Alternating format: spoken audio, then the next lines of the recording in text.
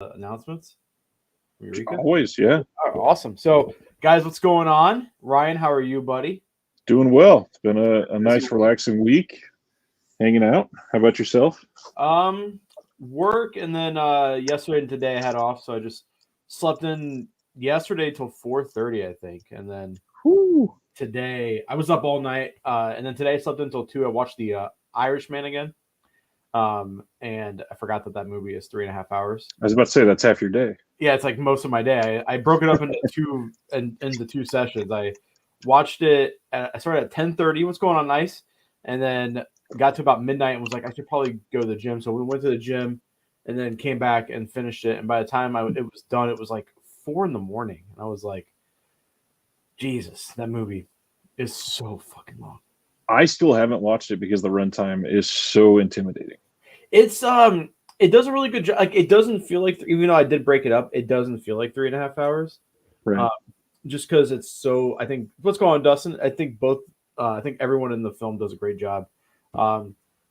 Controversial. I think it's Martin Scorsese's second best movie since Casino. What's going on, Dave?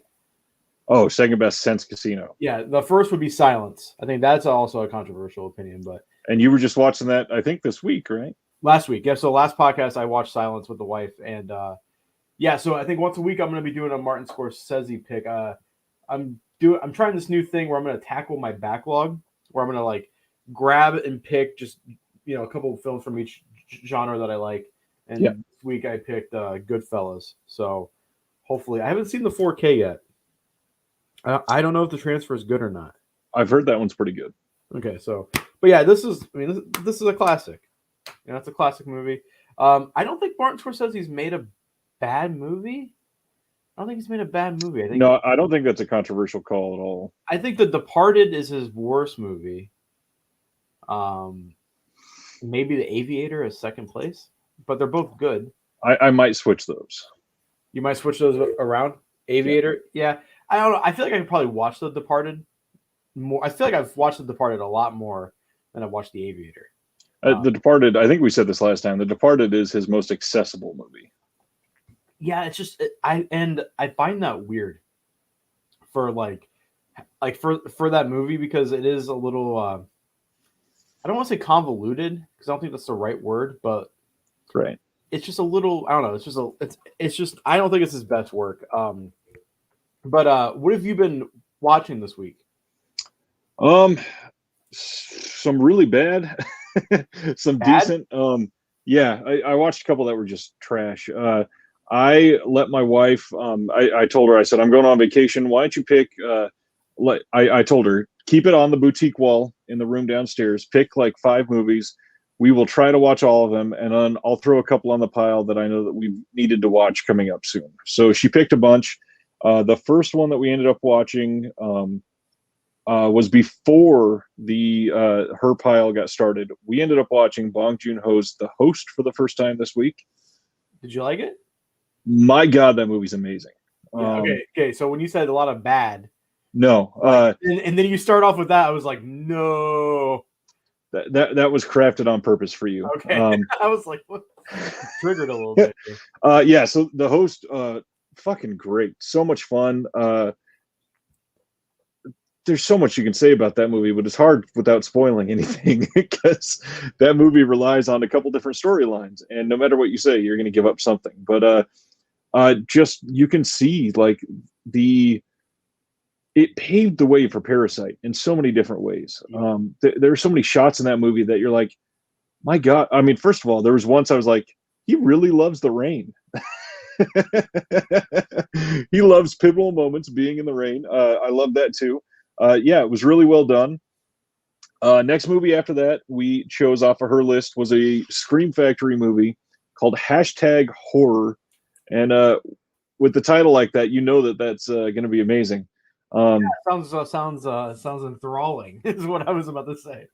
That movie, in my Letterboxd review, I put it's a whole bunch of people you hate and hope to see die, and then most of them die, but even that is unsatisfying. It's one of those things where nobody in the movie is likable, and like 90% of the cast ends up dead, and I'm like, well, okay, but kill the rest of the cast. They're all terrible. No, it was not good. It was not acted well. The story was trash. There were plot holes everywhere. It was just a really bad movie, and it was done in a way that. Did you see Eighth Grade by Bo Burnham? Yes, that's the a great A24 movie. So I love that movie. It seemed like, and hashtag horror did come out before Eighth Grade, but it seemed like they were trying to do the same sort of thing, but for horror, and it failed miserably. Okay. I can kind of see what you mean. But Eighth Grade, I don't know. Eighth Grade works because it's almost slice of life. It's extreme slice of life, and it's very awkward because of that. Because Eighth Grade for everybody is just the most awkward time of your life. I remember I was super goth in eighth grade, but I did it from my parents. So one day my parents opened up my locker, and because I was the type of kid that would do his homework but not turn it in. So my parents were like, "We see you do your homework. Where the fuck's your homework?" And I'm like, "I don't know." So they opened up my locker. All the homework was at the bottom. And then they found my gloves that went over my hands, spikes everywhere, my collar. Hot topic. So eighth grade was very awkward for me. And I remember the teachers would be like, "Hey, your son is such a nice boy," and then they would just stop there. And my dad was like, "I finally understand why. It's because you were a fucking weirdo." And I was like, "Yeah," but. Hey, it's not a phase, Mom. It's not a phase. It's still goth at heart. What's going on, Jason? So is that all you watched this week? No. After that, we finally watched A Quiet Place Part 2, the sequel. It worked very well.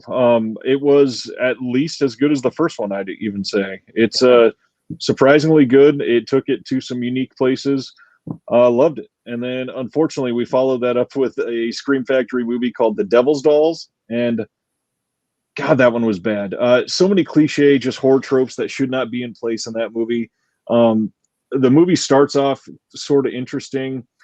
Somebody that I have interacted with in the horror community, he is in it for about 40 seconds and gets a gas-powered drill upside his temple and dies real quick. And then this mystical black lady that is this stereotypical like voodoo force of nature arrives on the scene, and she's there for about 30 seconds and then she's gone, and you're like, oh, of course she's going to come back and be the one that changes this whole storyline.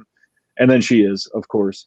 The movie is just not good. I don't understand. It was acted terribly. There's so much in the movie that just does not make sense. It was really bad. And then thankfully we followed it up this weekend and closed it out with that movie Nobody with Bob Odenkirk. The great movie. So good. Acting just like John Wick. Storyline is great. Action is filmed so well. That bus scene was intense. Yeah, everything about Nobody was great.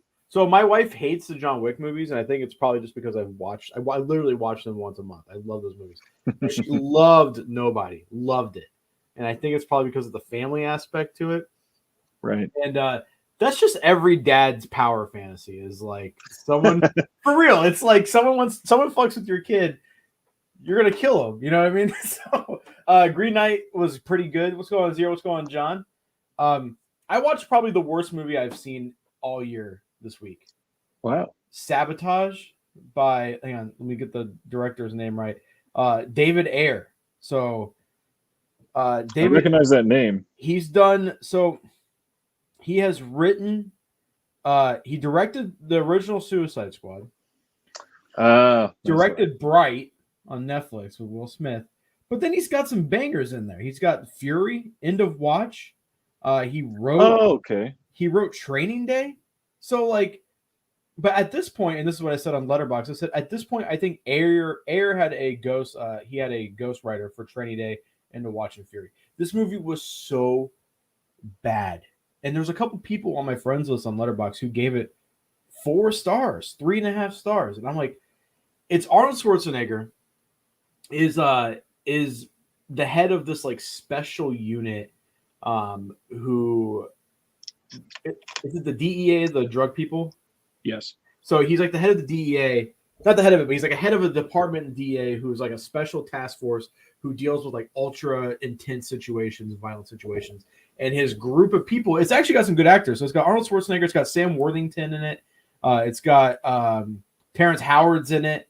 So it's got some like decent actors in it, but they're just cliche, just copy and pasted generic badasses. And then there's a twist on, like, the whole movie is like they go into like a cartel area to this like house to bust them, and they're stealing money from the cartel, and they steal like $10 million and they hide it in the sewer line. They come back to get it and it's gone. They think one of the teams, one of the people on the team stole it, and the whole movie is trying to figure out who did it. And it's just so bad. There is a really good line though. Arnold Schwarzenegger is being he's getting interrogated by the cops because they're like, "You stole the money," and he goes, "Oh, shut up, you," because it's a big fat guy. He goes, "Oh, shut up, you, Right. 40% body fat." And I was like, that's a good, but it looks like a cheaply made movie. But I think the budget was pretty fucking high. What year is that? 2014. So I think it's the first movie Arnold made after Post Governor. Yeah, and it's just, holy fuck, is it bad? Like, Wow. I almost dropped it, but I very rarely ever just drop movies all the way. Me too. And it's not good. I also watched. Did I talk about Hostels last week? I watched Hostels with the wife. I don't think so. It's got it's directed by Scott Cooper. It's got Christian Bale, Rosamund Pike, Wes Studi, Jesse Plemons is in it.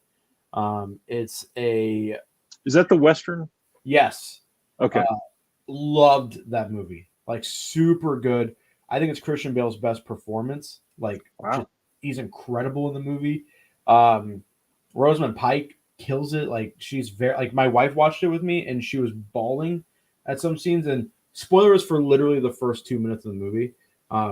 I've never seen a movie, just an American movie at least, go this far. It's a beautiful shot of like this nice country home. They're in the middle of, I think New Mexico. The husband's outside sawing some wood. The wife is teaching her 2 young daughters how to read, and then she's got a newborn next to her. And then some Native Americans come up over a hill and start shooting. So they run out the back. The husband gets killed and scalped. They see it. And then they shoot and kill the 2 daughters and the newborn in Rosamund Pike's arms. And that is the opening of the movie. I cry when the big burly dude apologizes to the chief. Yeah, but there's some like incredibly emotional scenes in that movie. So I highly recommend that. That's from 2017. And then I watched 310 to Yuma, the original. Nice. It's all right. It's not. I honestly think the remake is better there for sure. Yes, this is why I like spaghetti westerns more than Hollywood westerns. I think spaghetti westerns have aged better because they're more morally gray, and I feel like the stories that they told hold up better today. This movie is fine. I think it's well made. I think it's a well made movie for sure. The actors are good, but there's something about that time period and westerns in that time period that just don't fully click with me, except for a handful. Right. And then I watched Time and Tide. So nice. Eureka. Yep, which we'll talk about in a little bit. That's a Choi Hark movie. No idea what the fuck the plot was. It was all over the place. Literally all over the place. But the action is so damn good. Matt, which commented on my Hostels thing, I think both the remake of True Grit and 310 yes. 100% definitely on True Grit. I haven't seen the original. I haven't seen the remake of 310 in a while. But I don't think this is a very controversial opinion, but I think John Wayne is trash. Yeah, there's a few, but then again, I agree. But there are a couple movies where I would disagree strongly. Like, was it Liberty Valance? I think that's good. I think The Searchers is good. In every one of those cases, I think the movie is good. I think his performance is still just bland and the same. Yeah, it's the same dude every time. Oh, Jason says, "Well, no, not the Duke." I said that last night. Someone also. Yeah, I just there's just something about westerns in that time period that just don't do it for me anymore. And I was watching 310, and also the Criterion has like almost zero special features. Best thing that Wayne gave us is that scene in Birdcage. He's in Birdcage, the John Waters film. I don't remember that What scene. are you referencing, Ice? I haven't seen Birdcage in a long time. I'm gonna have to watch that again if John Wayne's reference or something in there. And also, I mean, now that John Wayne's kind of problematic, like he's never been problematic, but yeah. But then there's people like Randolph Scott, who I think is very entertaining. Which I did that raffle for the 5 Tall Tales, right? And then I didn't even know Randolph Scott's got a 12 film collection coming out from Mill Creek. Oh, did you see that? It came out today. Oh yeah, maybe I did see that. It's all the movies in 5 Tall Tales plus like 6 more. You have to look at the acting for the time. A lot of actors had the same style. Look at Clint Eastwood. He's the same always also in his Westerns. Yeah, but Clint rocks it, though. There's something about Eastwood's performances that, like the Man with No Name trilogy, he fucking kills it in those movies. Again, spaghetti Westerns. What don't you think of Don't Breathe 2 trailer? Can we talk? Have you seen the first Don't Breathe? I love that first movie. Isn't it weird that they made him the protagonist in the second one based on the trailer? It's how do I explain this? I think that if you look at the first movie, he is the only person that they give actual character development to. So I think logically it makes sense. However, obviously he's inherently uninteresting from the first one because he has the least amount of screen time. But it looks like that's going to be ramped up in this one. And I think it's going to make for a really good story. I remember watching that movie. I think my mom was in the theater with me, like, and some friends. And when they got to the scene where it's like him artificially coming into women to get him pregnant, I was like, yo. Sorry. But let's talk about announcements and not come. Do you want to do Arrow or Eureka first? Let's go with Arrow first. Okay, let's go and share the screen here.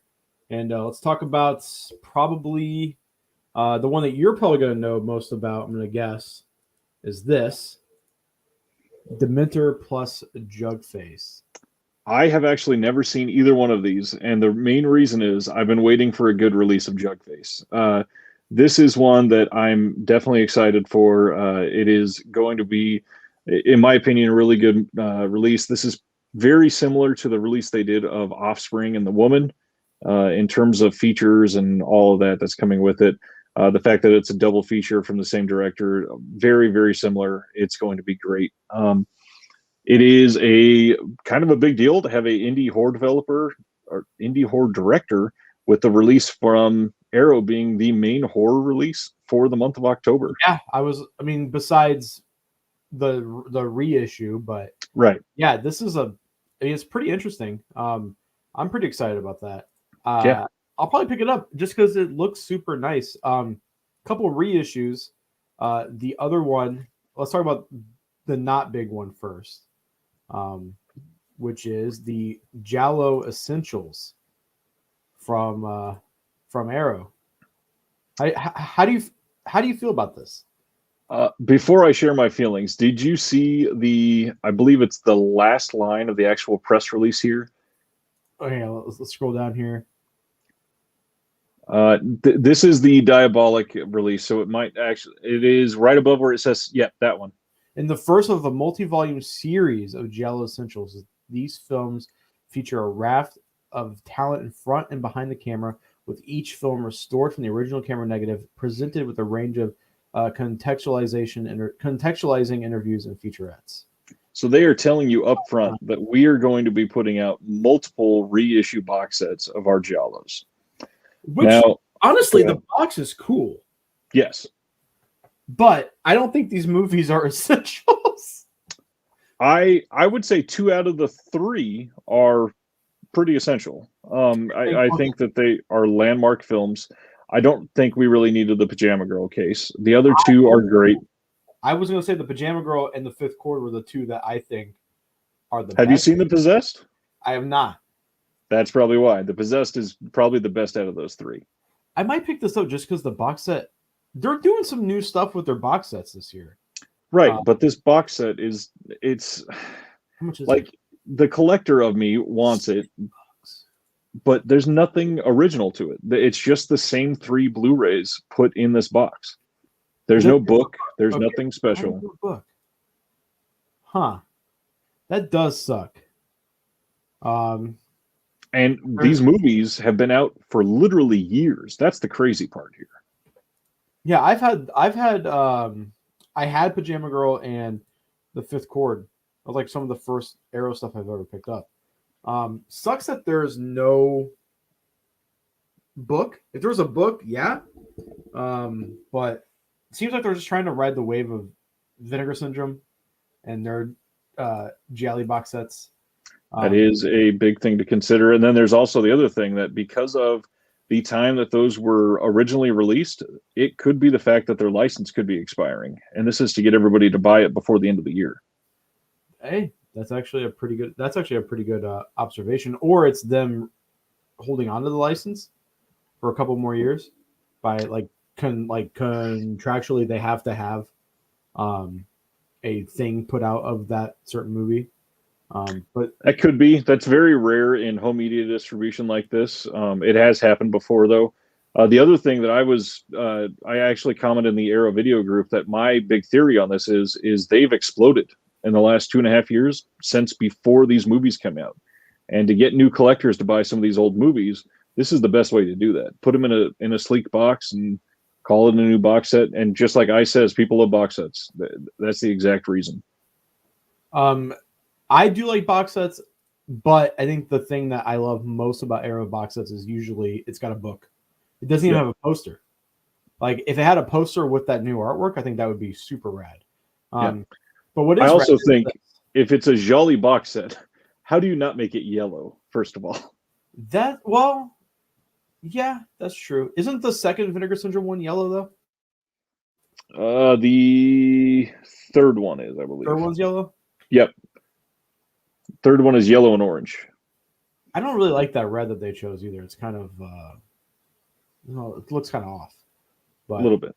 But this is the other one. This is the big one. Yeah. This is probably the second most exciting thing. I do not like this cover.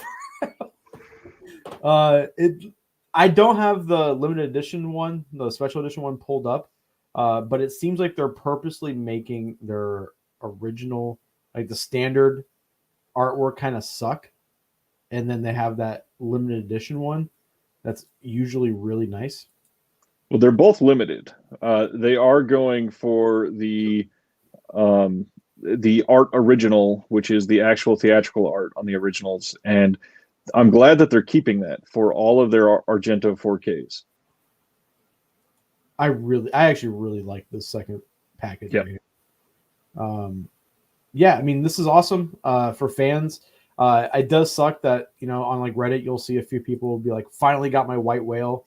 And it's one of those. Yeah. And it's like, oh, that sucks. And then probably the thing that I told you I was not excited about, but then I was excited about, it's for one reason. And it's because I didn't realize that this included the Great Yokai War. I thought it was just going to be the first 3 movies. For those of you who haven't seen these, besides the Great Yokai War, they're like almost stop motion puppet movies. They're really unique. They're really bizarre, but they're a lot of fun. Ice actually last year told me about these, and I hunted down the DVDs, which were kind of expensive. I wasn't gonna double dip, but it's got the Great Yokai War, and I think the packaging is amazing. And this poster right here, with all the monsters, is what really truly sold me on it. I think this is cool. This is more Dai stuff. I just think it's amazing that we have. First we had Gamera, now we have Daimajin, and now we're getting this. And that poster there reminds me of the one that's in Gamera, actually. Yeah. They would look very well together, I think. This looks awesome. This is so cool. Yeah, they're just fun, unique movies. Not for everybody. I don't see a lot of people. Is this box set worth getting? I think it's cool. I do think that's going to sell out. I think that's going to sell out just solely based on the hype around the Gamera set, and then Daimajin sold out before launch. So yeah, I think that's going to sell out. Is this Arrow's attempt at jumping on the Jello box idea? Yeah, probably. Most likely. And then we're getting into let me see here. Got to exit for. Oh, we have one more. If you want to talk about it briefly, I thought it was a little weird that this is already out. I think the box set's still in print, right? The limited is not. No. Oh, okay. Well, I mean that's cool for people. Which we'll talk about William Greffy here in a second because I have a comparison that I want to make. But yeah, it's the same price as the box set, right? It was like $65 was for the box set. Yeah, and usually they are. But really, that limited edition that came out in November of last year. But it was still available up until recently, right? Yes. Okay. So one of the things from Eureka that they announced recently I couldn't find it on Diabolic, but that's the early Universal Volume 2. I believe Diabolic will not be selling that one. Is it because of the same thing? What was the release? It was Crash, right? They wouldn't sell. What release was it? They wouldn't sell certain Demons. Demons. That's it. Is it because certain labels have the right? I believe so. Yeah. So yeah, that has 20,000 Leagues Under the Sea. A couple other ones for people who are interested in that. That's super rad. Not my thing, but this is my thing. The next three. This was like my month. I was so excited. Yeah. The Sabata trilogy. So if you haven't seen these, two of them are really good, and one of them is dog shit. I would say, the two with Lee Van Cleef are amazing. And then there is it's Sabata, Adios Sabata, and the Return of Sabata. So Yul Brynner replaces Lee, and then Lee comes back for the final film, and it's just Lee's just so much better. No offense to Yul Brynner, but did not fit this role at all. Really happy to see that they're getting this. Doesn't look like it's going to be like that big of an edition. Just probably just a slipcover. Yeah, just a slipcover. I do think it's 3 discs though. Yes. Which is awesome, especially for less than $40. Yep. You're getting 3 movies. 2 of them are great. One of them is absolute dog shit. So that's pretty exciting. Have you seen these? I've seen the first one. The first one's fun. Yes. It's so much fun. I love that they're continuing to put out spaghetti westerns. Last year they did The Specialist, I believe. They did like a big special edition of that, which is Korebuchi, I think. Is the Lady Snowblood collection worth getting? Yes. Absolutely. Those are 2 great movies. The second movie was pretty much just like forced, but it's still good. The first movie was such a hit that they were like, hey, you need to make a second one, even though nobody wanted to, but it's still really damn good. And then we got Full Alert by Ringo Lam, another heroic bloodshed movie from Eureka. These are so much fun. These like Hong Kong based crime action movies, no other genre no other movies feel like these do. Like it really puts you in a time and a place. I think Ringo Lam is a great director. Limited edition, 2,000 copies, slipcover book, audio commentary by Frank Jang, who's pretty much the go-to guy for them. Yeah, it looks awesome. I'm super super pumped about this. The stuff that they keep putting out is great. I think this year has been incredible. And then arguably my favorite announcement of the year. This one wowed me. This one wowed me too. And I want to preface this by saying I think the movies in the Shaw Brothers set are better. I'm more excited for this still, if that makes any sense. I'm excited for bad movies. Bad good movies. And that is the Cinematic Vengeance, 8 kung fu classics from director Joseph Kuo. Holy fuck! This blew me away when this was announced. I woke up to so many messages from people being like, "Yo, did you see this?" And I was like, "Yes, yes." Man, this is so. For those of you who don't know who Joseph Quo is, a lot of people don't, which is completely understandable. He was a Thai director who released some, I would say, B-level kung fu movies. You probably mostly know him from Mysteries of Chess Boxing, which is a cult classic. It was sampled by Wu-Tang Clan. That's not included in the set, sadly. But The Seven Grandmasters is probably the best movie in the set. But the rest of them all range from bad fun to good fun. And it's going to be 8. Is it 8 discs or 4 discs? 4. I believe it's 4.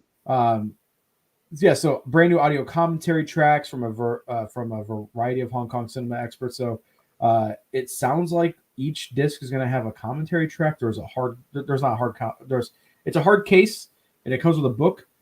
Just super blown away by this.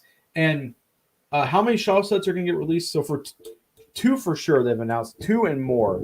So I'm going to guess more is going to be some standard releases. At least 2 releases, yeah. But so for Kung Fu fans, this is like the Andy. Is it Andy? No, sorry.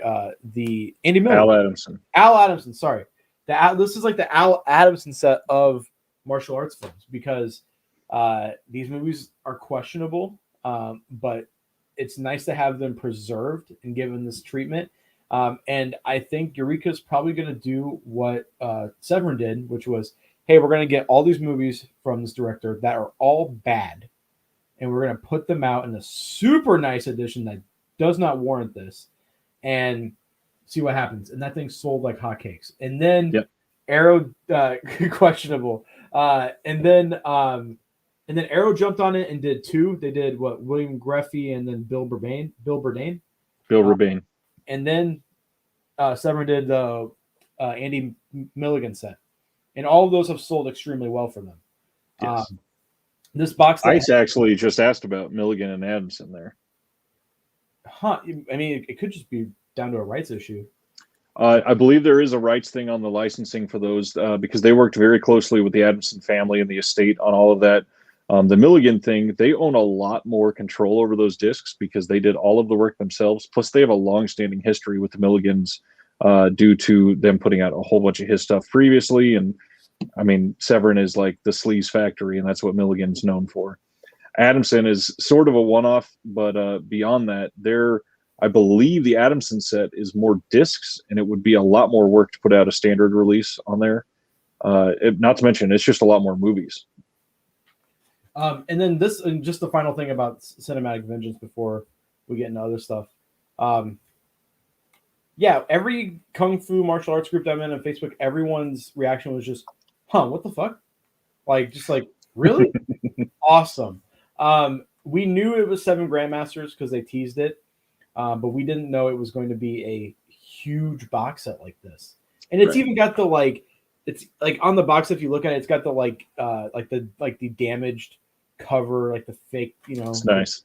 I love it. I think it's so cool. I love the artwork. What a fun thing. 18 Bronzeman is so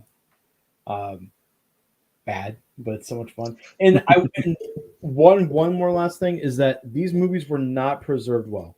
Hong Kong and China in general, their movies were preserved terribly. And then Thai movies were even more poorly preserved. So the fact that we have these... I'm assuming that's why it's on 2 films on 1 disc. Yes.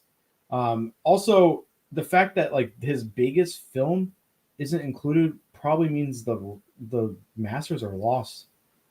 Mystery Chess Boxing did have a fan remaster, which looks pretty good for what it is. But it's just sad that a lot of history of cinema is just gone.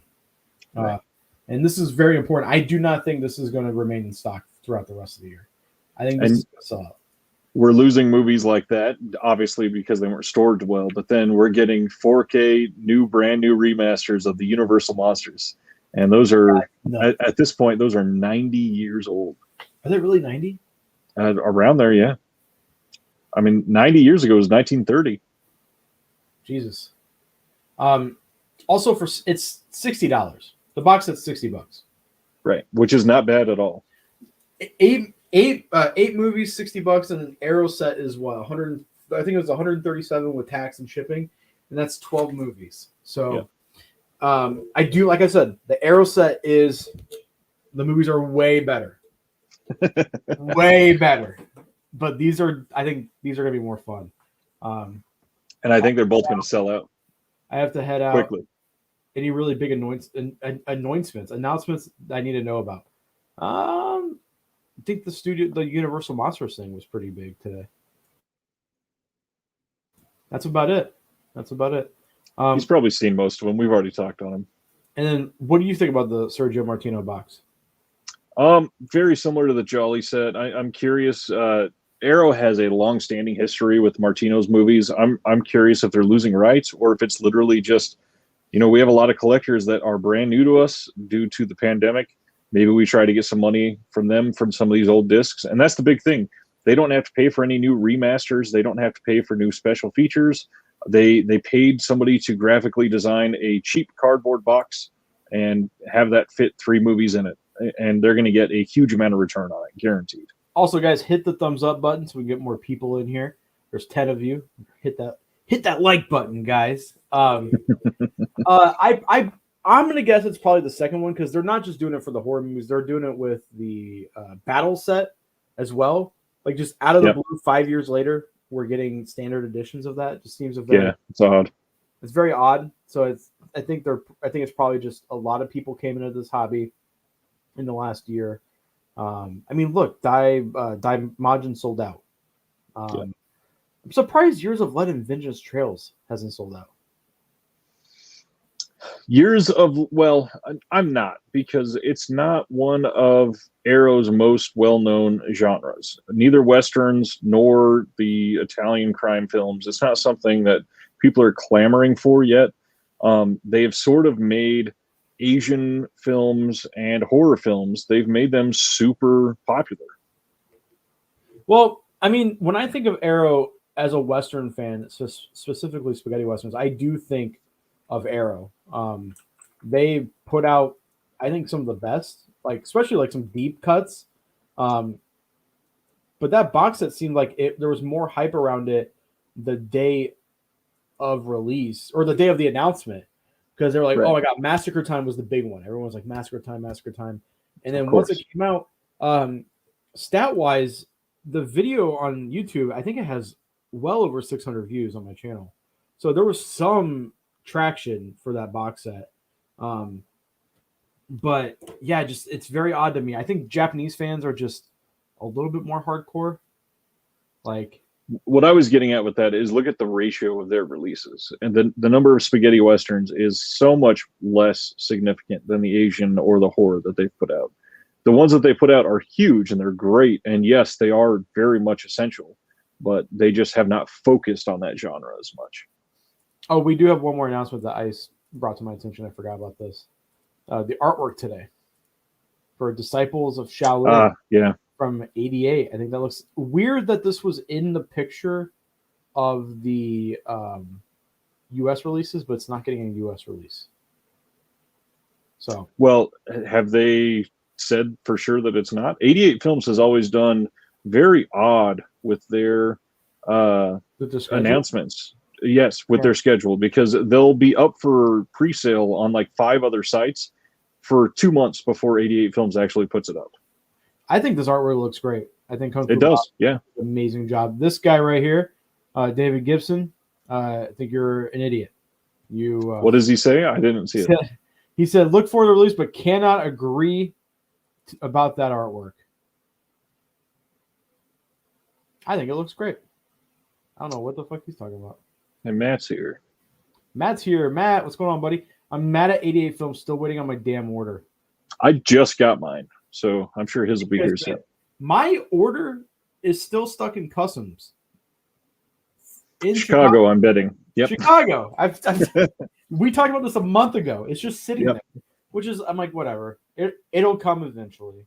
Steven, what's going on, man? But yeah, I messaged Diabolic right away and was like, "Hey, you guys gonna stock Disciples?" And they're like, "Of course." So, but I think he orders yours a few days before me. What'd you guys get? I can read off the titles I got because I got it right here. I got a few of these slasher classics that they had that were limited edition and still in stock. So I got Bad Dreams, Moon and Scorpio, Sleepaway Camp 3, Scarecrows, Lucio Fulci's Beatrice Cenci, some Shaw Brothers for you. I got The Enchanting Ghost, The Human Goddess, The Ghost Lovers, Sleepaway Camp 2, and then the all-time classic Surf Nazis Must Die. That's awesome. I have, what was it? I think it's from Terracotta, though. I have Robotrix and Ricky O pre-ordered. So I think those are next month, right? Yep. Oh, man. 88 usually only makes Region B. They did announce that they're going dual region, A and B. Also, this is something that is misinformation that people, I hope we can get out to the community more on this. No label only makes single regions. They do not decide what regions they are releasing their discs for. Obviously, 88 Films is in the UK and most of their stuff is Region B. But if the license or if the rights holders can tell them you can make this region free, they'd be happy to. But yes, most of 88 Films releases have been Region B only. I think Indicators, a lot of their box sets are region free. I know the Five Tall Tales one is region free, even though every single Indicator release up until they started releasing anything from Sony, everything was region free until their first Sony release. How is Brotherhood of the Wolf? Have you seen that? I have never seen it. I've heard great things. Unfortunately, it is not a new transfer. And from what I hear, the subtitles are kind of trash. Well, that sucks. I just heard it's like werewolves and martial arts. I've not heard the martial arts aspect. I heard there's like some really good, like all my friends that are in the martial arts movies were like freaking out about that release. Nice. Is there a region A of Rikyo? I'm not sure. I do have a regular Blu-ray edition of it from the UK. It looks good, but this one has, I think, a new transfer. And yes. Even if it doesn't, it's a box set. And if it's a movie I love, I'm a sucker for it. Arrow not releasing new Gialli is really disappointing too. They have at least one more coming. I know that for sure. Which one? It is what is the title of it? Did they just put out a Gialli this year? To be fair, Arrow used to put out one or two every month or two. That's true. Oh, Matt says he's enjoyed the first Dai Majin film. So I guess I'm pre-ordering the Yokai Monster set. The Yokai Monsters is very different. Matt, very different. Like it's basically puppets. It's like puppets and it's slightly stop motion at times. And it's just bizarre. Like, I don't know if we could pull up a trailer. Oh, hey, we have a downvote. I'm guessing it's that one guy. Let's see. Don't talk about him. You'll get it pulled again. Yeah, thank God I have that. You gotta have that file. Where can I find the? Yeah, I'm just gonna show like a little bit here because I don't want to get copyright strike, but just like a little bit. Super bizarre stuff. See, and then he becomes a monster. It's super weird, but it's a lot of fun. It's a lot of fun, guys. I highly recommend it. Oh, what did I pick up lately? Actually nothing. I think I'm at that point where I don't have too many things in my backlog. I almost bought all the Jean-Claude Van Damme 88 films releases, and then I was like, most of these are terrible. and then I was like, yeah, but a couple Hong Kong directors did a few movies, and I was like, okay, I'll just get those. But then the completionist was like, if you get those, you have to get all of them. And I was like, I'm not falling down that rabbit hole. There's only like so many genres I can collect, and right now I'm pretty content with backlog stuff. So I'm actually probably going to be offloading a bunch of movies here soon too. But yeah, pickups are just going to be. I think starting September on, it's going to be nuts. Riccio, Robotrix, Sabata, Duel to the Death. I like shit like that, so I'm willing to blind buy. Well, then perfect, Matt. It's super awesome.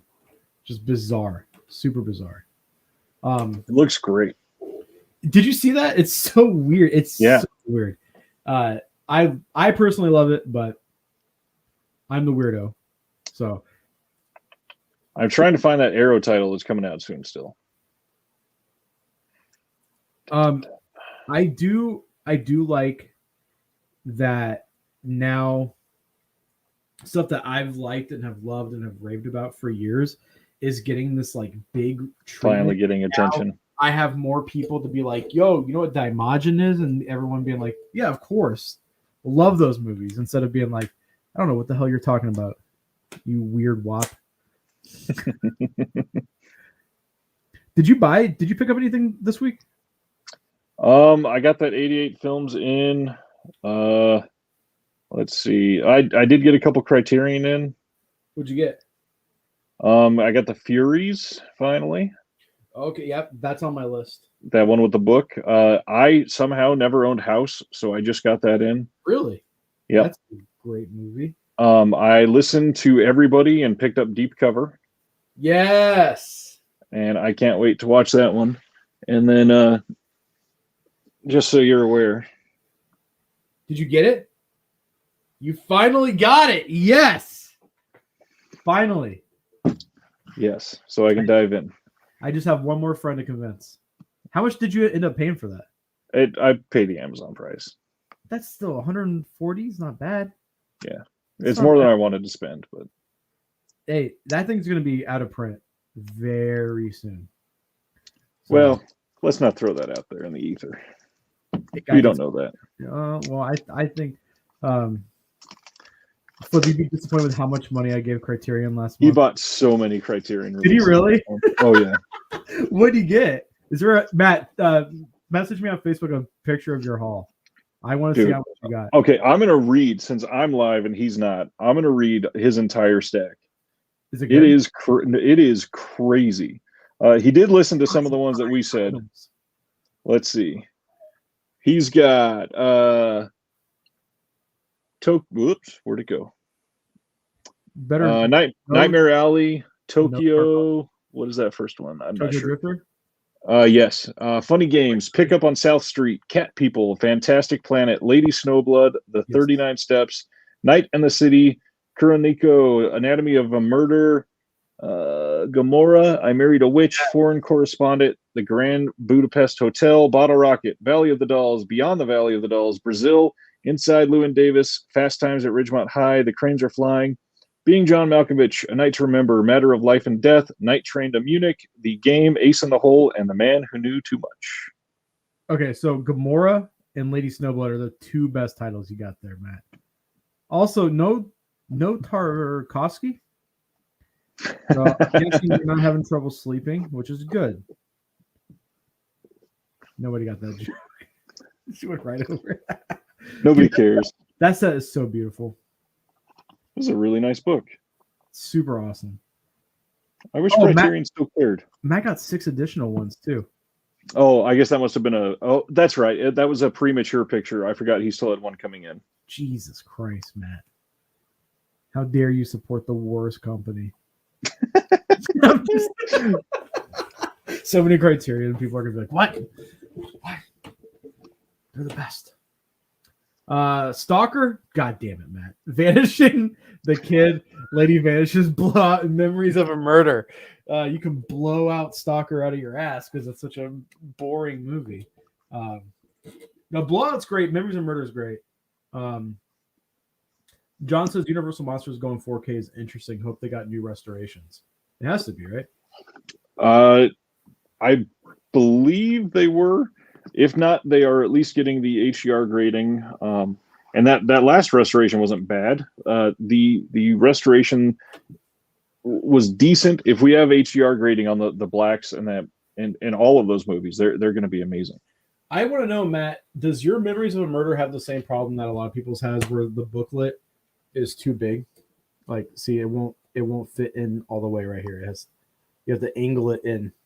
Is your booklet too big? That's such a dumb problem to have. It's like stupid. He managed to watch 12 from that stack. Holy shit. Damn. I only picked up one from the sale, and that was Deep Cover. And I loved that movie. I was blown away by it. So you reorganized your shelves, right? Yes. And So everything is ready to go. I need to do that. How did you organize it? Did you do it by label?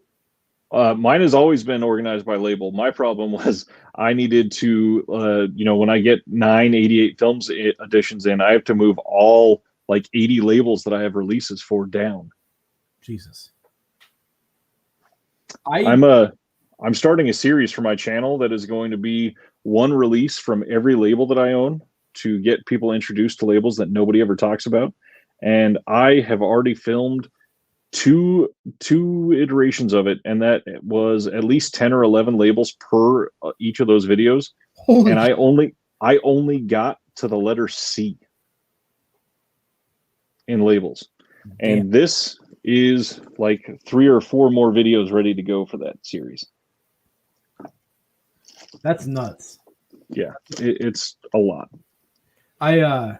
I usually organize by label up until the Eureka 88 stuff, and then everything after is by genre.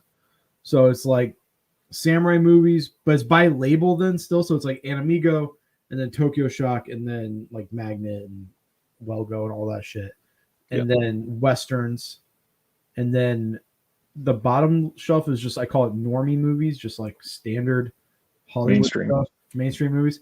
I don't know. I need to reorganize because I have too much shit now, and I want it to look nice. The Kino stuff, there's just so much Kino Lorber. I have 2.5 full shelves of Kino, which is a lot for me. There's only a couple labels that go more than that. Like Arrow goes like 5 or 8 shelves. Well, that's effectively the best label. And then Vinegar Syndrome is literally a wall. But that's rad. That's as cool as all get out. Arrow, I think I have the most Vinegar Syndrome. No, sorry, the most got brain fart. I think I have the most Kino Lorber, but I have to stack it horizontally vertical. See, I'm like brain dead today. Because there's just so much. They put out so much, and I don't even like half of it. Half of it's garbage. It's like random Westerns that nobody cares about except for me, because I love bad movies that are Western. And then the top shelf is just box sets. I don't really know what to do. It's like Arrow and then Criterion. But yeah, I need to reorganize. Now that I have so much Eureka stuff, because last year I had like 3. And then now I have probably like 20-ish titles from them. I think they're becoming my favorite. Ooh, as I'm like that's looking a at bold claim. Like I love Arrow, and maybe it's just because I've seen the most Arrow stuff and just I kind of know what to expect from them. Where do I buy my Toku stuff? Diabolic, Amazon, eBay. Matt says I need to move all my studio movies onto another shelf. They take up too much space. That's how I feel about my bottom shelf. I need to put them on their own place. But I'm going to be starting a YouTube series where I'm going to do like a weekly review roundup, like of everything I watched for that week, and it's going to try to hold me accountable for my backlog. So that's kind of what I did today. I posted 4 reviews in one video today. Did you really? I'm gonna have to do a binge watch of all your movies. I mean, of all your videos. What's your favorite anime? He said, "Where's all your anime?" Oh, where's all my anime? There's still some on the shelf. There's some on this shelf. I have like a shelf over here that has manga and anime on it still. A couple Gunpla figures. I have some above me. I had so much anime that it was it was more than this. But all the anime and manga funded all that because I sold most of it. I still have a lot though. I kind of regret selling Legend of the Galactic Heroes. Have you heard of this box set? No. It was $800, $799. It was, I think, like 200 something episodes plus movies of one franchise. And this nice box set. I bought it, and then it went out of print, and now it's going for like $2-3 grand. So, I wish I would have held on to it before. Did you sell your Justine figure from 1985? No, I didn't sell that. That's my favorite TV show of all time. Like, legitimately, my favorite show is Mega Beast Investigator Justine, which is just. If you guys want to see, Matt, you like Daimajin, you like, guys, seriously, Discotheque, go support them. They put out some great toku. This one is this is legitimately my favorite toku show. It's so stupid and fun. This is awesome. And then this movie, blatant ripoff of Star Wars. Highly recommend it. And they're cheap too. They're like $30. Even the title's blatant. Love it. Message from Space, Galactic Wars. 27 episodes, and then this one's 46. Just so much damn fun. Nosferatu turns 100. I was about to point out his comment because I've been thinking about that for the last couple of months and really hoping we get a 4K of it that's fully restored. I didn't want to put it out in the ether because I don't want to jinx it. But man, I would love to see a brand new 4K with all of those blacks brought out. God, that would be great. Isn't the guy who did The Lighthouse supposed to do a remake of that? Eggers has talked about it. I'm not sure if it's actually going to go through, but it had been messed around with. Supposedly, he's got a few ideas that he's thrown out there. And once he had a couple of hits under his belt, he started getting not necessarily blank checks, but everybody was like, "Oh, yeah, I could see you doing that. Maybe we can give you a few $100 million." I would love to see what he would do with a few $100 million. Well, the few $100 million would be for like 5 movies, but yeah. His next one was the Northman. The Norseman or Northman, yeah. Whatever. I think that's finished filming. I'm so excited for that. Yep. I think next year is going to be great for movies. The Matrix. Well, that's end of this year. Dune this year, yep. And then John Wick 4, which has got Donnie Yen, Hiroyuki Sanada. Who else is in it? There's a couple other ones. I can't think of who else is in it. Those are the 2 important ones. I've not been following John Wick 4. Are you a fan of John Wick? Oh yeah. I have a friend who he's like, dude, I want to watch John Wick so bad. I'm like, just watch it. He has 2 kids. He works all the time. He's married. And he's like, I don't ever have time. Well, he got snipped and he finally was in bed for a couple of days and he was texting me updates. He's like, dude, I just watched the first John Wick. Holy shit. And then he watched the second one. And I'm like, you watched 3 movies in a day and all it took was for you to get your ball snipped. That's all it took. And he was like, yeah, I think I'm going to do it again just to have a day off watching a movie. But this week I plan on watching this stack right here. And nice. Goodfellas we talked about, Touch of Zen, which great release from Criterion. Couple older DVDs, Hideo Goshi's and then do you have anything from Wild East? No. They're like not at all. They pretty much just released spaghetti westerns. It's all they do. They've done like a few like branch off labels. They did like a Eurocrime label. They've done like a Giallo label, but their main one is Wild East, and this is Pistoleros, just obscure spaghetti westerns. They only do like a couple hundred per like run, and they're super bare bones. Like this is just a movie. A picture gallery and a trailer. Is that a blue or is that DVD? It's a DVD. But they're awesome. The only problem is that they're all labeled. So this is release number 10, and as you get to the single digits, they go for like $200-$300. Right. And then I'm gonna try, since this just turned 30, I believe, yesterday. I'm gonna try to watch A Better Tomorrow trilogy. This is the Nova Media release. And Nova's insane. They're so good, and all of it. I love Nova. Subtitles. All of it English. That's so good. I think this is about as good as these movies are going to look. But first 2 are John Woo, and then Choi Hark is the third one. So they're honestly all 3 great. Vestron announced Dementia 13. What is that? It is Francis Ford Coppola's first film, and yeah, what an important thing here though is Vestron didn't announce Dementia 13. The listing went up on Amazon and Target. We don't even have the official cover for it yet. Geek Gab, which is a really crappy fan site that has used Photoshop covers many times, posted a cover for it with the old Vestron art superimposed over the top of a poster for Dementia 13. And Dawn of the Discs ran with it instead of actually getting the art because it's not out there yet. So hopefully, it looks like it will be announced soon, and it is coming from Vestron on that day, but I just hope to see the real art here soon. Is that weird that it went up on Target, or is Target like now carrying boutiques? Target has always carried boutiques online. Oh, online only? Yeah, well, they do like some shout stuff in store. It's kind of like the Walmart level for some of those, but yes, they always do it, and that's why like their buy two get one free sales that's when I go ham, because they have literally almost everything. Damn, I did not know that. Yep. That's awesome. And because so many people do not know that Target sells them, most of the time they're still like limited editions, come with slipcovers, stuff like that. Ice says I need to get Nova's new Dragon Inn release. I need to get that too. It's weird. Dragon Inn. Have you seen Dragon Inn? I have not. So apparently there's 3 movies that are all not connected, but they're in like the same world. There's Dragon's Inn and then New Dragon's Inn from 92. And then there's a sequel to New Dragon's Inn. And then there's Goodbye Dragon Inn, which is about a movie theater's last day open. And the final film that they play is Dragon's Inn.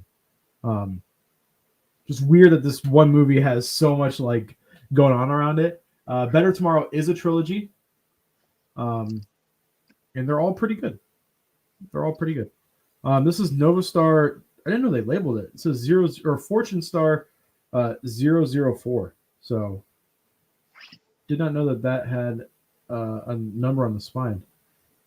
And will Kamen Rider ever get a Blu-ray? Kamen Rider 01 is getting a Blu-ray from, I think, either Shout Factory or Mill Creek. One of those two is putting out 01. Mill Creek. But there is, I'm not going to say from who, but there is a really awesome Kamen Rider release happening next year that is going to blow everyone away. I'm super, like when I found out, I screamed. I was so excited. So, which means it's obviously Criterion. It's not Criterion. I would not scream in a bad way. Not like, oh no. If your house is on fire, what movies are you grabbing first? Ooh, this is a good question. Probably Battles Without Honor Humanity, just so I can buy a new house. You see the value on those tanked a little bit? Yeah, a little bit. But someone still offered me $400, so I was like, honestly though, probably that box that I do love those movies, Zatoichi and Lone Wolf and Cub. I would just grab those. That makes sense. Or just throw my wife and kid into the fire, grab all my movies, jump out the window. I'm just kidding. Honestly, I would probably make sure my wife and kid are okay, and then just come in here. I have a window right here. Just start throwing movies down one by one, and then just how did I get the inside scoop? For anime and toku, I have a lot of friends in the industry, so but nobody likes anime and toku in this stream besides me, which I need to get Ryan into anime and toku. I'm gonna turn him into a toku head. You should watch Kamen Rider. I'm open to it. Fuck yeah. I'll watch anything once.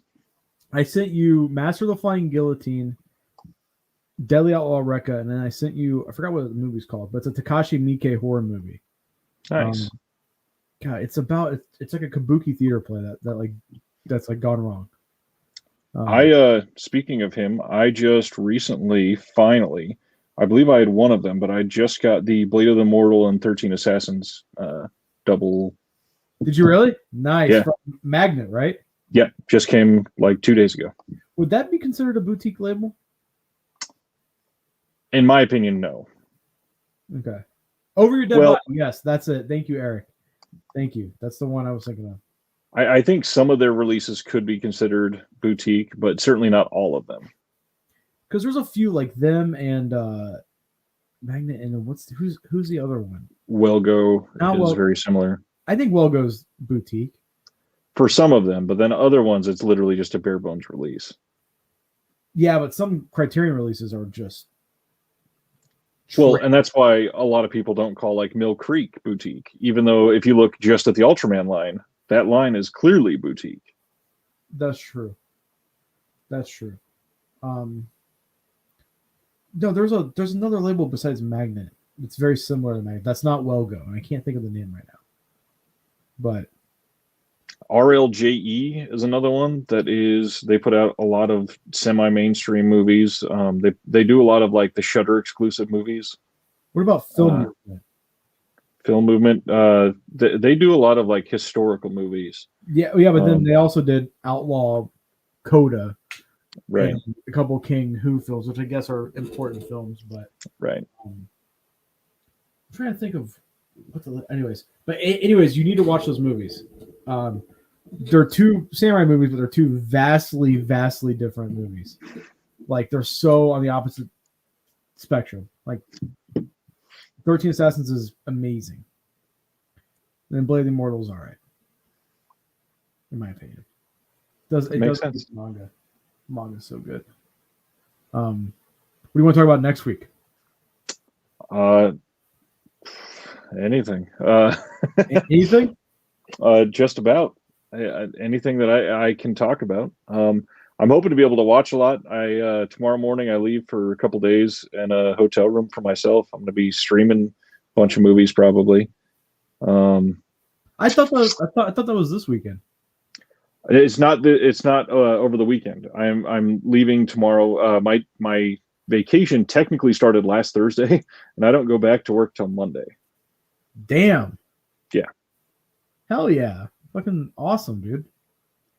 And like I said, recording a whole bunch. I recorded 4 videos already today, and I might do 1 or 2 after we get done. I'm thinking about recording a bunch too tonight and then just uploading every 2 days or something. Yeah. It's just finding the time sucks. It really does, especially with kids. Yeah, especially with kids and a wife. Kids and work. Attention. Yeah. It's like and work. Work's the worst. I got to find time. One of my big ones, like I said, I reorganized the entire room. I'm going to be doing a full room tour probably this weekend, recording that, and it's going to be like an hour-long video. More than an hour. Well, I'm not going over every single title. It's going to be Okay. like, these are the Vinegar Syndrome releases, and maybe like at least showing them. But I mean, I can't. If I were to go and pull out every single title, it would be like a 5-hour videos. You should actually do that. Eventually that will happen. I will probably do a collection video for every single label, but there comes a point where it's overwhelming. I want to do like genre focused videos and then break them down by label. But that still is like, it's like, do I just make one hour long video or do like 4 20 Exactly. videos? Massive just pulled every title off the shelf and give a brief 2-minute overview. You realize for Arrow, a brief 2-minute overview means that it's still going to be like 140 minutes. No, longer than that. 140 minutes is nothing. It would probably end up being like a 4-hour video. You could do that and it still would be shorter than The Irishman.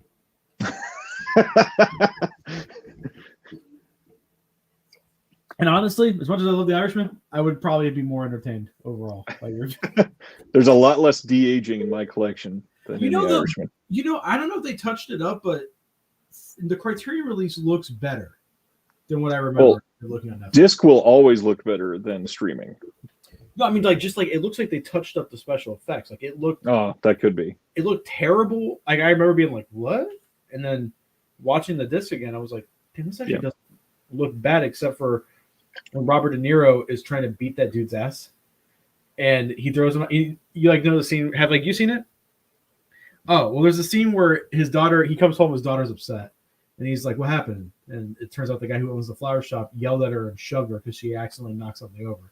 So he goes into the flower shop and grabs the guy by the ear, throws him on the ground, and is stomping him, but it looks so bad because he's a fucking 80-year-old man. He can't Right. Who can't stomp. Dude, that movie's so good. It's sad. In the next 5 years, they're probably all going to be dead. I don't mean to take the attention from what Flex just asked. He asked if you like JoJo's Bizarre Adventure from Mike. I was going to ask you, there's a podcast that I've been listening to that they brought up Mike did a video game adaptation, and I don't remember the title of it, but it's a courtroom. Ace Attorney. Yes. Yeah. That doesn't have a blue release anywhere, does it? I don't think so. It sounded pretty decent. Have you ever played those games? No. They're awesome. They're so cool. The idea sounds great. It's so much fun. Objection! Like it's so, it's so much fun. I think Mike's manga and video game adaptations are extremely hit or miss. Eric says, I think this film, I think his Yakuza film. Oddly enough, this movie came out I think over a decade ago, and the newest Yakuza game from last year used that title, but it has nothing to do with the movie. I think that movie's great. I think Blade of the Immortal's good. I think everything else is very meh. Like Terraform Mars was I think. And yet Arrow still gave it the treatment. Still give it the treatment. Matt, catch you next week, buddy. We're probably going to wrap it up here in a few minutes anyway. So talk to you next week, bud. Terraform Mars is very... Have you seen that movie?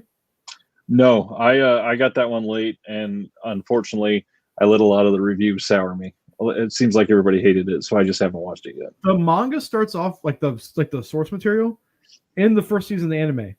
Great. And then they do something that's very disgusting, and I don't want to talk about it because it's just so gross.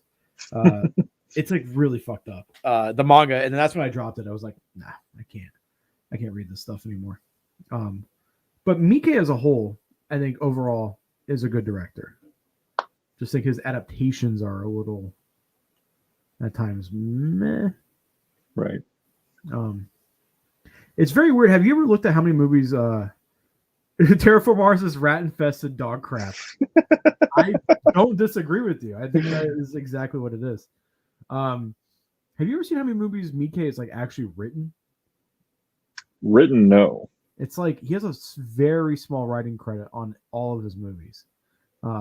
Compared to like how much he has made. Let's see here. 13 Assassins. I'm just going to Letterboxd. 113 directorial credits. Writer for 3 films. Jeez. The Great Yokai War, which was in that box set. Right. Lessons of the Evil, which is a great movie. And then Sukiyaki Western Django, which is have you ever seen that movie? I've got it. I've not watched it yet. Dude, it's awesome. It's very wacky. Quentin Tarantino's in it. Like he's in the movie. God, that's such a fun movie. Is it? Do you like Quentin Tarantino? Yes. Do you like his acting? Of course not. So I don't either. But then I rewatched From Dusk Till Dawn, and he is phenomenal in that movie.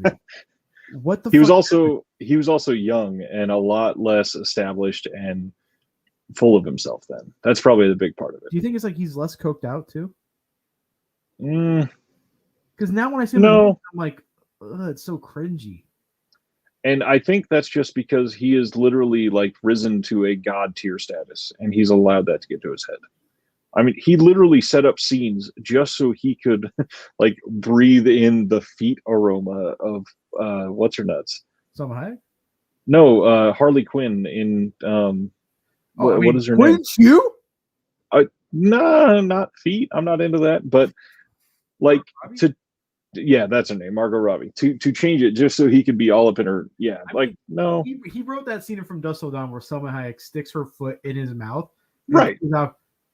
My guy. And that one I get. Salma Hayek, yeah, I understand. But you don't understand Margot Robbie? I'm not saying that. What I'm saying is who's like if you're writing a movie, what actress are you going to have their foot shoved in your mouth?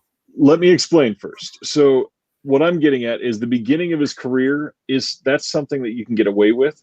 And it seems like 10 films, 11 films later that he's been in and been a part of and all that, writing, producing, directing, it seems like by that point you should not be doing that in your movie. Like, he's got the power to do it, but like, should you? No, probably not.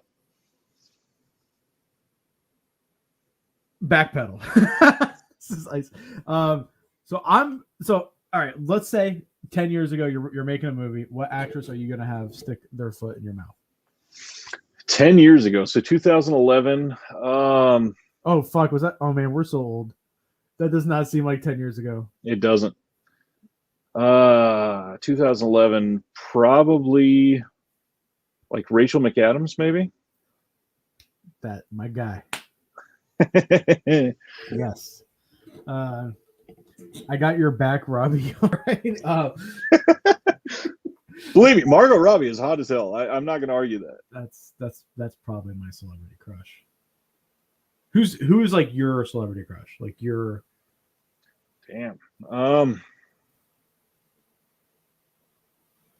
That is a great question nowadays. Melissa McCarthy. No, I'm just kidding.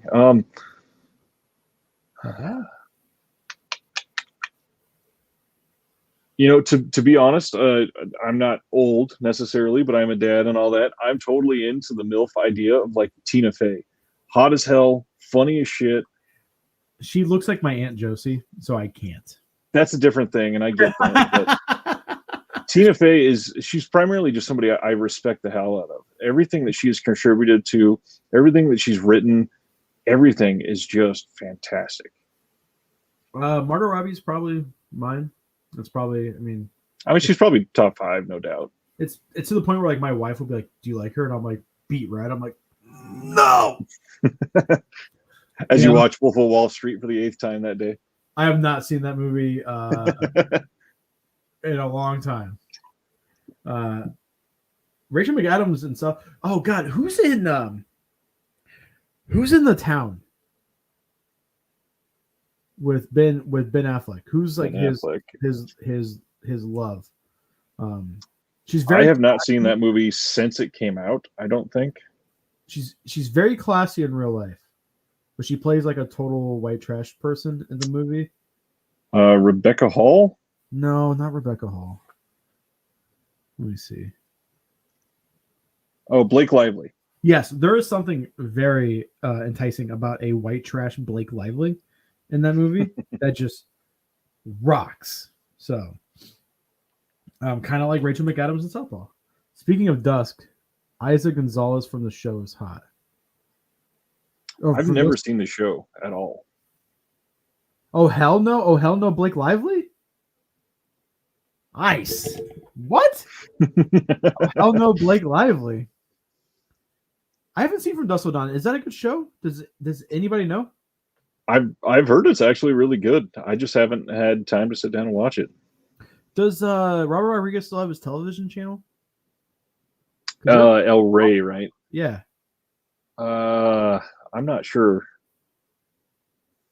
I know that was a big deal for a while. I mean, they had like Shaw Brothers stuff. They had You Don't Like Her. Damn. Okay. So who's your male celebrity crush, Ryan? Like, you're just like, damn, that guy's hot. Probably super cliche, but probably Ryan Reynolds, somebody like that. Or Frank Grillo for me. Frank Grillo in The Purge Anarchy. That dude. I could get it if he was here. I'd be like, Frank, I hope you like overweight Italians because you're a super fit Italian. So let's get it. Yeah, he's in The Wheelman on Netflix. Underrated movie, and he's so good. I wish people like him and who's the British action guy who's in like every action movie, like every B action movie. Depends. I mean, a lot of people would say Idris Elba is the British action guy. He's in Ip Man 3. Can't think of his name. But I'm sure someone's gonna comment and they'll know right away who he's Scott Adkins. That's it. I wish Scott Adkins and Frank Grillo had better like agents or something because they're so fucking talented and they're in they deserve garbage. Like I don't like Michael Jai White. Have you ever seen interviews with him? Yeah, I can see that. Cocky and full of himself and just like comes off as an asshole. But then like Scott Adkins has his own YouTube channel. He seems so nice. He seems very pleasant. I wish nothing but the best for Scott, and I wish him and Frank Grillo would get better movies because they're so they're so good, and they're just in garbage all the time. It's like, I'll watch the new Scott Adkins movie, but it's gonna be fucking shit. It's true. And I mean that's kind of like Jean-Claude Van Damme. Like I like him as a person and actor, but he's in garbage. Speaking of British, God, do I said this last time, I still not have seen any of the new Star Wars movies. I adore John Boyega. That guy can act. He is good looking. That guy, he is humble as hell. He still does all kinds of stuff for his neighborhood. He is fantastic. Yeah, and I wish he would have gotten like here's the thing with Star Wars is that it seems like it's divided politically. It seems like if you criticize that movie, people are going to accuse you one way or the other. I just like because there's the right-leaning people that are like, oh, fucking, there's a girl. Why is a girl that has Star Wars? Yada, yada, yada. And then there's the left-leaning people that are, like if you hate it at all, you're a sexist, whatever. But they're just not good movies.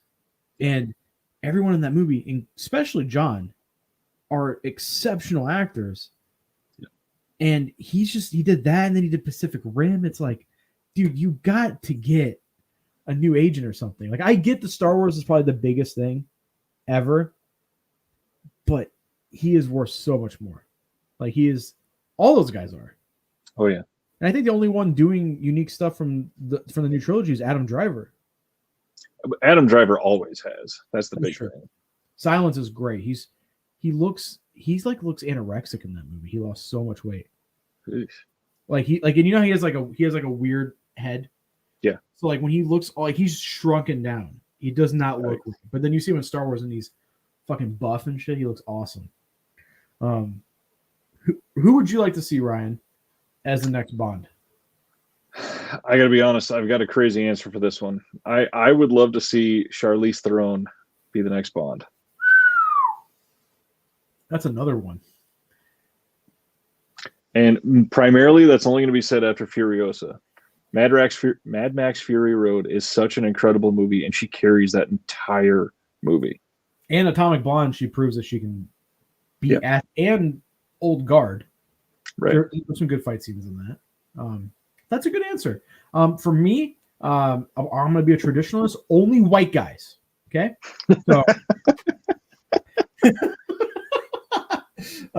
only white guys. Actually, I can't even name I almost just said Daniel Craig, but he's fucking James Bond. I can't think of I don't know. Idris Elba, I think when people were talking about that excited me. He would be amazing as Bond. Aren't they doing that girl that's in the new one? I'm not sure. The badass black chick. She's in the trailers. I don't know, but apparently like they might hand it to her. She looks awesome. I don't know who or Alicia Vikander, the new Tomb Raider. She'd be decent in there. I don't think she's a good actor though. I think. Have you seen the new Tomb Raider? Yes, and I'd smell her feet, but I mean, I think she could do it, given the right role. Who's an actor right now that's just Tom Hardy. I love him. That's my man crush. Tom Hardy. Yes. You don't like Tom Hardy? No, Really? I mean he's all right. He's like the definition of nothing special for me. What? Yeah. Oh man. We're gonna have a place. We're gonna have to have some fisticuffs on this one because I love me some Tom Hardy. I think he made Venom enjoyable. I think Venom's a terrible movie, but he is he's so good in that role that he made it enjoyable. I have never even been driven to watch Venom. I mean, it's nothing special, but like, I think he's good at Mad Max. I think he's really good at just feelings with his eyes. Like That's because every single movie he's been in, they do something to hide his mouth and face. But I also think that he is really good at like at telling a story through his body language. I think even though he's not like super tall, I think he's like 5'9", but he is just so physically impressive that when he is in movies, like when he played Bane, even though he's much shorter than Bale. What's his name? God, what's Christian Bale? Christian Bale, yeah. He's so much shorter than Christian Bale. He looks thicker than Bale. Like he's just wider. He looks more intimidating.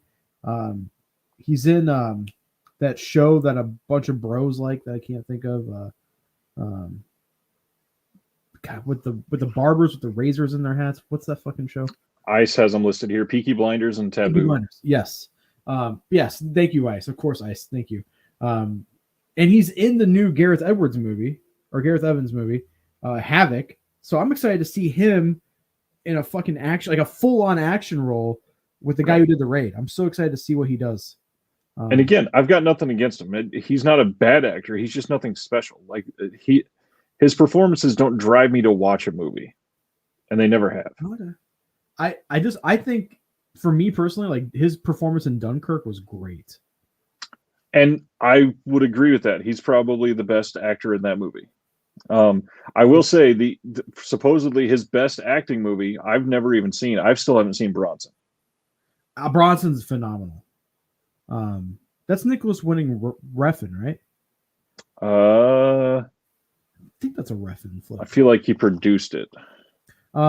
Next question from Dave. Who would you like to see as the Doctor? I'm holding out for Simon Pegg. Huh. And you're right. It was Nicholas Winding Refn. Refn's such a weird guy. Such a bizarre director. Who do you think's going to be the next Doctor? Are you a Doctor Who fan? No, never have been. I've seen a few here and there. That's a bad question for us too. The true answer for it's probably somebody that none of us have ever heard of and has only been on like 3 different episodes of a panel show in the UK. But anybody from that show that you told me about? Taskmaster, huh? I love that show. That show fucking rocks. God, that show's so good. It's just like it's comforting. That's my answer then. I'd love to see Jimmy Carr play the Doctor. Jimmy Carr? I can see it. Honestly. Look, there's some Daleks. Here, I'm gonna say my previous answer, Tom Hardy as the Doctor. Just mumbling his way through a season. A hell of a change. I don't know. I mean, I don't get the appeal of Doctor Who. I don't know. It's like tokusatsu for British people. You know what I mean? Like and for white women, like I know my wife went through a phase where she was like obsessed with it, but then she gives me shit about Power Rangers. Remember when William Friedkin handed Refn his butt during an interview when Refn said that Only God Forgives was a masterpiece? Yeah. I don't disagree with Refn. I think that's a great movie. I love that Ice loves all these panel shows. I love British panel shows. They're funnier than anything that the U.S. comedies have at all. They have like a very homely feeling to them. Like, oh yeah, like there's comforting to watch like people who genuinely feel like they're friends. Andrew Lincoln as James Bond. Who's Andrew Lincoln? He is the main guy from The Walking Dead for the first 9 seasons. Oh, is he British? Oh yeah, very. Really? That's awesome. That would explain that terrible voice inflection he does. I could see it working. I don't see him doing it for like even 3 movies. I feel like he might do it for 1 or 2. I just don't see him lasting that long. Man, God, he was so good as Rick. So good. Or sorry, Rick, right? Bob Mortimer life stories. Love it. Bob, they should have Shane as James Bond. Who's Shane? Shane is what is his name? He is Rick's right-hand man on the first season of The Walking Dead. He's the guy that was in Sicario and Punisher. The Punisher, yeah. Got John Berthnall. That's his name. Yeah. He's awesome. Honestly, he'd be great as a James Bond. That dude, that's another guy I wish had a better agent, because that dude is physically impressive. I think he's been typecast too much as like a scumbag villain, and unfortunately, he does it well, and so that's probably going to stick for a while. Dude, that scene in The Punisher when they're in the prison, so good. Bernthald's a great actor. Yeah, he is, and he's so fucking good looking too. Yeah. Remember when Shane told Rick that he didn't think he could keep his wife and kids safe? Well, look what happened. In the comics, have you read the comics? Yes, every single one. The comics are a lot better than the show. Oh yeah, exponentially. I mean, kind of like Hostiles. They shoot the wife and she kills the baby. In the comics, she falls on the baby and suffocates. Yep. You think he can play the charming suave type? Oh, absolutely. I see him in the bar scene in Sicario. Yeah. Yeah. I mean, he looks like he's got a piece on him too. Like I'm sure he could pull it off. Yeah. But it's just that we only see him as bro, like just fucking angry. Isn't he in Wolf of Wall Street too? He's hilarious. I think he beats the shit out of Jonah Hill. Is that him? I think that's him with the. I've not seen Wolf of Wall Street in like 2.5 years. I think that's John Berthnall. He's awesome. That would not surprise me. We need to get a movie with John Berthnall, John Boyega, Scott Adkins, and Frank Grillo. Jesus. That would do too much testosterone, and throw in Tom Hardy too, and then you just got the ultimate testosterone movie. Yep, that's Bernthal and Wolf of Wall Street. Is it really? Yep. That's awesome. But I mean, his voice is even rough. Yeah. That's true. That's true. I do think Daniel Craig is the perfect Bond. I think he is the best acting Bond. I think for as pretentious as Bond is supposed to be, I think Pierce Brosnan was kind of the perfect. He was like the epitome of what Bond should be. How do you feel about God, what's his name? Sean Connery. I mean, he couldn't really act that well. He's had a handful of really good roles that he did well, but I don't think he was that much for Bond.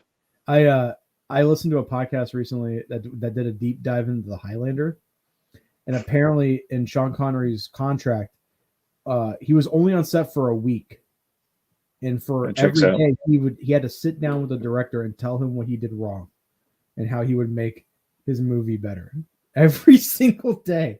And I'd agree with Flex there. He is great in the Indiana Jones. Eric says he loves Bronson. I just think I think Skyfall is such a fucking perfect movie. Like that's just. I also think it was by far the best theme song, but yeah, I do like Billie Eilish's version. Yeah, it's not bad at all. It's good. I'm really hoping this new one, whenever it's coming out, does it even have a date? It does have a date. I believe it's is it November? I think so. I really hope it's good. I really hope. But is it going to keep that date with us having more cases than we've had all year? It's been delayed over 2 years now, right? By November it'll be 2 years. It was supposed to come out in 2019 because I was excited for it, and then, man, God, I just hope Daniel Craig does more stuff because he was great in Girl with the Dragon Tattoo, great in Knives Out. Well, and he's doing more Knives Out already. He's already signed on for the sequels. Perfect, because I feel like he got typecasted there for a little bit too, with just being Bond, and I think he's great. Mission Impossible, yeah, for sure. The power of Scientology, man. That's what happens when you got fucking Lord Xenu watching over you, protecting you at all times. I really hate it because I want to hate Tom Cruise with everything that I am. And then you watch movies that he shouldn't even be trying hard, but he is such a great actor. He makes Jack Reacher a good movie series. Like, yes, I totally get what you're saying. Like, I think I think anyone that sucks up to a government or a corporation that's evil, like Scientology. But then you watch Mission Impossible and you're like, God damn, that was a good movie. And you're like, oh, fuck it. I guess I'm a Scientologist now too. Like Googling like nearest center near me. Yep. It's kind of like Jackie Chan, you know? It's like Jackie Chan sucks up to the CCP, but then you watch him in movies and you're like, God damn, you're fucking good. But it's not Jackie Chan's acting; it's just his fighting ability. That's true. Man, yeah, Tom Cruise is great. He really is. But what a career save, because he was people were like, man, he's fucking nuts. And then he was like, I'm gonna channel that craziness into just jumping out of airplanes, hanging on to airplanes. Yep. And now people love him again. He went from jumping on Oprah's couch to jumping out of airplanes. The Halo jumping. Yep. Fast and Furious movies, I think, are fucking cinematic masterpieces. I'm not joking either. Eric says, I try to separate the art from the artist. Otherwise, I find an excuse to avoid everything. That's true. I'm actually about to film a video on that too. And the whole idea of cancel culture. But there is some, for me personally, that are like too egregious. Like, but then I'm a hypocrite too, because like I'll say I don't want to support Polanski, you know. But then I'm like, but Macbeth's really fucking good. And it's like, okay, I guess I'll own Macbeth, but I'm not happy about it. But yeah, I think like Harvey Weinstein, you know, terrible person, but fucking Dragon Dynasty rocked. Like, I'm not gonna lie to you, like he brought over a lot and funded a lot of my favorite movies. So I think the big thing for me is once we know that this person was just a piece of crap, do we stop supporting them from that point forward? Meaning like with new art, because there are certain people like Kevin Spacey has been out of the game since everything came out, and he is a fantastic actor. I can't take that away from him. He did so many incredible things on screen. House of Cards great. I mean, once he left, the show sucked. So. However, then there are artists like Chris Brown, who is just a bona fide piece of shit, and he still makes millions of dollars every year. And he beat the crap and almost killed Rihanna. You just reminded me of that Bill Burr joke. Like, I just want to know what she said. I'm not saying it's good that he did that, but I want to know what she said. I totally get what you're saying, because I don't like, I mean, look at, like, to bring back my original point, Roman Polanski, you know, he gets shunned from Hollywood, moves to France, and then wins for The Pianist. Right. It's like, why are we allowing people like this to just thrive? Knowingly do it? Yeah. Like, it's so bizarre to me. I don't know. It's just, and that's you made that comment on one of the groups about the Jeepers Creepers movies. The Hollywood knew about it a little bit. They didn't have the entire story, but they knew about it a little bit, like after Clown House came out, and then after God, I still can't believe he did that movie Powder and like 94 or whatever, and then he made Jeepers Creepers and Jeepers Creepers 2, and because of that everything got big and everybody knew about it, and then he made a Jeepers Creepers 3 and people are still buying that movie. Like, I don't understand. R. Kelly's the same way. So many people are just like, why can't we have his movie or his music in the new Space Jam movie? Like, why? You know that he's literally trafficking young women. Yeah. But Remix Ignition Remix is one of the greatest songs of all time. So, you know? Yep. Okay. I'm totally fucking joking. Yes. For me, I don't listen to Chris Brown. I do like a few of his songs. I don't either. I don't listen to him anymore. I don't listen to R. Kelly anymore. But it's like, it's so I don't know. I feel like music is different, because music is, you're literally listening to a singer. You're listening to a singular voice. Right. With a movie, okay, Roman Polanski directed Pianist, but what's his name? Is the lead actor? Adrian Brody. Yeah, Adrian Brody. And you could be a huge Adrian Brody fan, you know, and be like, I watched it for that. You know, Right. Um, And that's for movies. It's a lot easier for me when it's the director that did it. For example, I don't know if you know him, a big blaxploitation actor, exploitation actor for years, Fred Williamson. Supposedly, I know some people that work in Texas on some films, and excuse me, supposedly in VFW when they were filming that a couple years ago, the Joe Bagos film, he got a little handsy with a couple people, and it turned me off to Fred Williamson immediately. And I saw VFW before I found out about it, and now just going back to his old movies, it's difficult to separate that because he's on screen. He's the one I'm seeing do that. If he was a director, I don't have to see his face. Was VFW any good? Yeah, it's a fun movie for sure. It is very much like a modern Assault on Precinct 13. Oh, okay. That sounds kind of cool. Yeah. I always thought that movie was older just because it had so many old people in it. Yep. So I was like, man, this is like an 80s movie or something. And it's like, no. 2019. Damn, really? Okay. Yeah, I mean, but I struggle with this with, for instance, like manga. Yeah. There's a couple mangaka. The guy who did the Rurouni Kenshin manga, he got caught with child porn. Like, got caught. And that soured me from almost everything with that name for a long time. But then it's like I'm sitting down, I'm like, I think those movies are really good, but those movies aren't the mangaka. Those movies are the director and the fight right. and the fight choreographer and the actors. And then even like reading the manga, because I do think that's a beautiful story. It's a great story. The manga and the anime are both amazing. The movies I think it's very rare do we get franchises with 3+ films that are all hit after hit after hit. For sure. 5 movies, all good.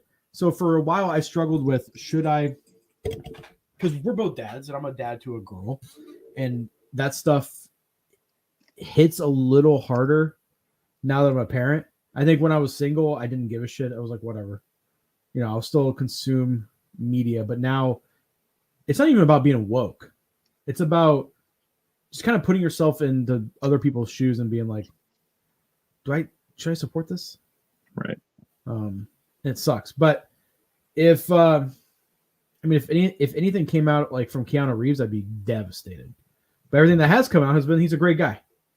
Yep. Donating to children's hospitals and just super respectful. But who's somebody that would devastate you? I mean, John Carpenter, Kurt Russell. Oh yeah. I mean, honestly, the only thing that came out of Tarantino was that he put Uma Thurman in that bad situation. Right. But I feel like Kurt Russell and John Carpenter would have gotten swept up if they were not good. For people. Sure. But Carpenter seems so nice. He is. Yeah. He seems like such a good. He plays Destiny. He plays fucking Xbox and stuff. It's so cool. Michael Keaton. That'd be a big one. Who's the dude from Yellowstone? Kevin Costner. Yeah, Kevin Costner. I'd be pretty upset with Kevin Costner. He was a big part of my childhood. That's for sure. Clint Eastwood. I would be a little fucked up about. I mean, I wouldn't be surprised at all. He comes off as extremely racist, first of all, in many of the things that he says. I don't. No.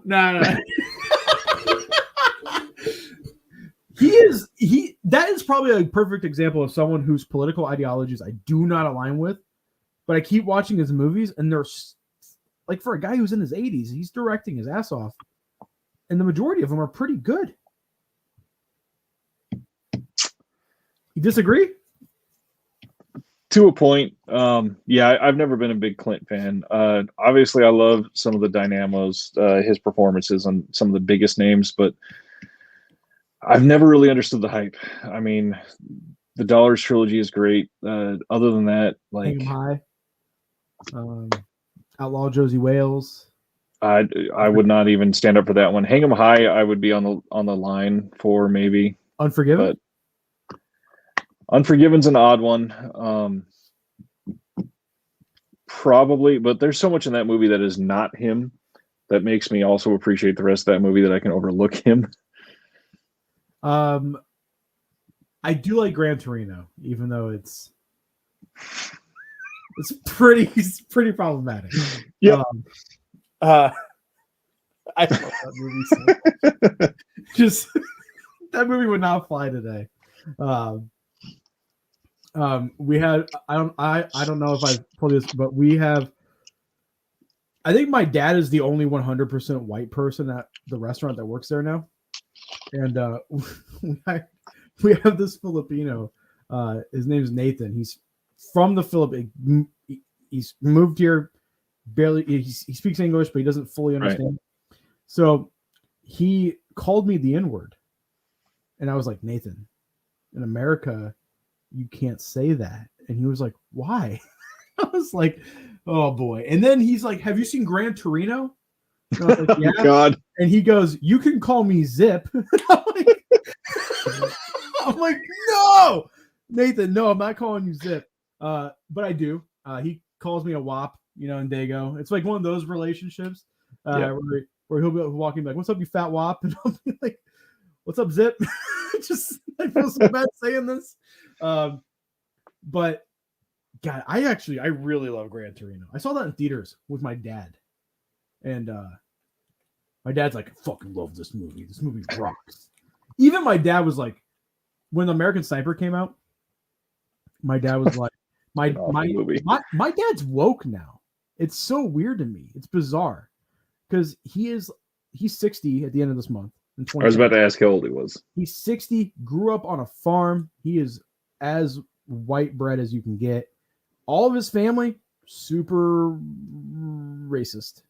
But he's not, which is awesome. And he's like super pro Black Lives Matter. Like, it's just bizarre to me. But his heart's in the right place, but his wording is still of where he's from. So before Black Lives Matter became a thing, like, I think who was the black guy that got killed in New York? For Eric Gardner. Eric Gardner, yeah. When the Eric Gardner killing happened, I remember my dad was like upset, and I go, "What's wrong?" He goes, "These cops keep killing these blacks, and it needs to stop." And I was like, "Dad, your heart's in the right place, but you can't say these blacks like that." And he's like, "Sorry," but like he's so like he tries to be woke now. But when American Sniper came out, even my dad was like, Chris Kyle's a piece of shit. And I was like, Dad, yes. And he's like, why did they make a movie about him? He's like, I thought Clint was better. And I'm like, all right, dude. It's such a shitty movie. And my dad's favorite movie is like Zero Dark 30. Fucking love, dude. My dad doesn't get sarcasm. He's so straight, like just like straight and like just work. Like he's a super serious guy. And I love fucking with him because I know what Zero Dark 30 is. It's literally on TV all the time, and he watches it. But I'll like turn like we'll be prepping, and I won't hear my dad. I'll turn a corner, and he's standing there like this with his arms out, and he's just watching TV. And I go, and like every time I go, what movie is this? Like I act like I'm interested. He goes, Zero Dark 30. That's a really good movie. And I'm like, I don't know. We have this conversation about once a month, dude. I know what Zero Dark 30 is. He's such a goober. But my mom, I think the reason why my dad's like that is because my mom is the descendant of immigrants, and my mom dealt with heavy racism. Like, even though Sicilians aren't like, we're white now, but right. In 1969, when they came to a small rural area in the Midwest, they would spray paint on the restaurant and go back to where you came from. They were weird because they dress like nuns pretty much because Sicilians, like, it's very modest over there. Right. Well, not now, but back then. And someone left me a comment on Facebook. It's the weirdest comment. The dude wasn't even my friend. This old man that went to school with my mom. He was like, "Man, your mom was so exotic." And I was like, "Bro, the fuck kind of comment is that?" What a backhanded racist piece of crap. Yeah. What is that Kurt Russell movie called? Someone just texted me. Augie, what movie are you talking about, buddy? Kurt Russell movie. What Kurt Russell movie were we talking about? I think we just mentioned him. Yeah, I mentioned him. I didn't talk about a specific movie. Kurt Russell rocks. In literally everything. He's in Fast and Furious, right? Not that I'm aware of. But again, I've not seen all of them. I think Kurt Russell's in Fast and the Furious. Can someone correct me if I'm wrong? I will look it up as we speak. I'm pretty sure it's only 10:47. I shouldn't wake up at 4 anymore. It throws your whole day off. He is Mr. Nobody in F9. Okay, so he has a role because I think he's in an older one too. I am scrolling down. I'm all the way back to 1997, and there is no other one. So, what's your favorite Kurt Russell movie? I mean, it might be recency bias, but I fucking love Bone Tomahawk. Yeah. Oh man, that movie. Oh, that's the movie. Thank you. My friend's referring to last night where I told him about Bone Tomahawk. You just completely reminded me. Big Trouble in Little China is probably up there. That's up there. I let my parents borrow Bone Tomahawk without telling them. Oh, God. I just told my dad, I was like, Dad, it's a Western. My dad's like, he's like, all right. I'm like, it's got Kurt Russell. He's like, even better. And then I was like, that's all you got. That's all you need to know. I'm like, just go and watching it. And I came to work the next day and my mom was like, what the fuck did you make us watch? And I was like, great, isn't it? It's a great movie. Escape from New York is great. Yeah. I mean, he has done so much. The Thing, obviously. Yeah. Death Proof. I think he's awesome in Death Proof. You may as well. Audition is a romantic comedy for 24 minutes. That's what I did. That's what I did to my wife to make her watch it because she doesn't like those type of movies. I was like, we're gonna watch Audition. It's a romantic comedy about a guy trying to find a wife, and she was like, "Oh, cool." And then she's like, "What the fuck? What's in the bag? What is happening?"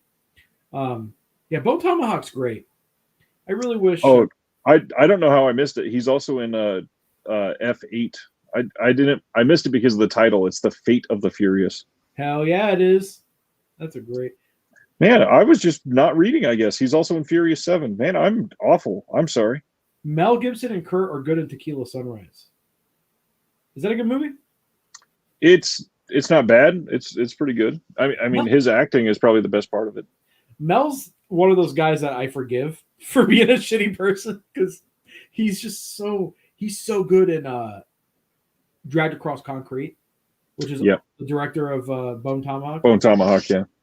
Apparently, as Craig Zoller, he wrote a script and it was going to be an ultra-violent Western, and it was going to be directed by Park Chan-wook. And Park wanted to change some things about the script, and I guess S. Craig didn't want it. So I guess that project is now in the can. Oh. Could you imagine as that? Because he's a good writer. S. Craig Zoller is a good writer. Right. You basically just wrote like cinematic porn. That is amazing. Park Chan-wook is amazing. Kurt Russell is also great in Breakdown. Fantastic movie. Captain Ron is guilty pleasure. He was great in Backdraft. Obviously, Overboard. Severance putting that out. I have a question about Mel Gibson. Why is because he's extremely wealthy. Yes. Why is he doing movies like The Bloodfather? He's like the actor. He's like the lead in that movie. I don't even know what that movie is, but I guess that's the reason you're asking that. He plays like I don't know. I don't know how else to put this because it's a very mean word, but there's like movies that I just feel like are white trash cinema. Is like I don't know how else to put it, and it's like movies like the Sniper movies, movies like 999, Den of Thieves. These movies that they are made for the Al Qaeda. Perfect example, and Bloodfather seems up there with that. It's like he's like an estranged dad. He like tattoos out of a trailer that he lives in. His daughter gets messed up with the Mexican cartel. I think the last Rambo movie is a perfect example of a Al Qaeda movie. That's such a white dude power fantasy. It really is. And so is Nobody. but nobody's got like style and substance, and it's fun. The last Rambo movie is just like, Stallone, Well- mate, what are you doing? Well, and that there's actual like politics in the Rambo movie, and there's really not any of that there. It's more No. like a family revenge story. The only like mild thing like that is that there's a Black Russian, and he's like, "You ever seen a Black Russian?" Right. And it's just a funny throw-in joke, you know. Well, and that's a play on it's mostly a play on the name of the cocktail. That's it. That's right. Man, Rambo, what a weird franchise. Extremely weird franchise. Like the first movie is so good. Second movie is okay. Third movie's terrible, and then the fourth movie is the best. I'm not gonna front. That movie is awesome. It is so gory. It's excessively gory. It really is. It's so amazing. I saw that in theaters, and I remember some friends were like, "Let's go see," because we used to just go see movies all the time. And some friends were like, "Let's go see Rambo," and I'm like, "We're gonna go see Rambo?" I'm like, "All right, whatever." Drag me to the theater, and then I was like, "Whoa, man, that movie's awesome." Now, see, that's a movie that's a power fantasy, but it's still fun. And then the last one, I don't understand. No. That heart scene is really cool. This is what it feels like. And then he just cuts. It's like, come on, John Rambo. Stallone. The fuck is he doing? Making money. I heard that he carries, or he had at one point, because he's so short, carried around like a box that he stood on when he would talk to people taller than him. Which honestly, That does not surprise me at all. I should start doing that because I'm only 5'6". Yeah. I'd be like, man, fuck you. You're going to look at me in the eyes. We're going to look. I'd have to bring a box to put on your box for you to talk to me. Dude, I can't wait for when we actually hang out because it's gonna be like a giant walking with his son. I'll have you. I'll invert my pocket and have you hold on to it as we walk. Hey, perfect, man, perfect. Rambo 3, I do agree. I think Rambo 3 is better than Rambo 5, but Rambo 5 is just so objectively bad. Right. Now, my wife she really liked Rambo 5, but she grew up in a yokai type of town, so it's just seeped into her DNA at that point. She was like, but I will say, props to Rambo 5 for actually killing the girl though. Yeah, that is true. I did not see that coming. I was like, oh, she's gonna live, and then I was like, yo, what the fuck? But come on, Sylvester Stallone. That's another guy that needs a better agent. It's like wasted potential now. He's so still. He's so jacked. He is pretty jacked. It's like funny that Stallone and Schwarzenegger and all these guys are in, like Dolph Lundgren, they're all still fucking huge. And then people like Keanu Reeves is like the action star, and Bob Odenkirk, like they're the ones making. Also, Bob Odenkirk, did he just get into he just had a heart attack? They haven't said it was a heart attack. It was heart related, but it's most likely a heart attack. I think he came out and said light heart attack. Yeah, he collapsed filming Better Call Saul in New Mexico. God, I hope he's crazy. Right. Yeah, and I hope they do Nobody 2 because I hope that's. I hope so. RZA needs to be in more of the movie. RZA's an underrated actor, honestly. He's so good in that. They need to do one before Christopher Lloyd is. Yes, for sure. I didn't realize that was him. I was like, is that fucking Doc? I'm like, no way. He was that old in the 80s. Yep. How old was he? I said the exact same thing to my wife. I said, you realize in 1985, they portrayed him as like a grandfather figure. And that was 36 years ago. How old was he in the 80s? I mean, let me see.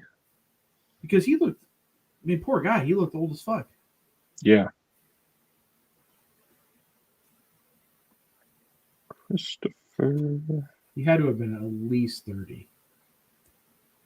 I'm thinking he had to be like at least 45. He was born in 1938.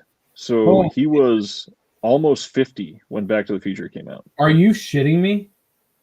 That's insanity. Holy fuck. So that means right now he's 83. Wait, he's in Sin City too? I should say Christopher Lloyd's in Sin City too. I haven't seen that movie. I've not seen the second one. Man, what a fucking long life.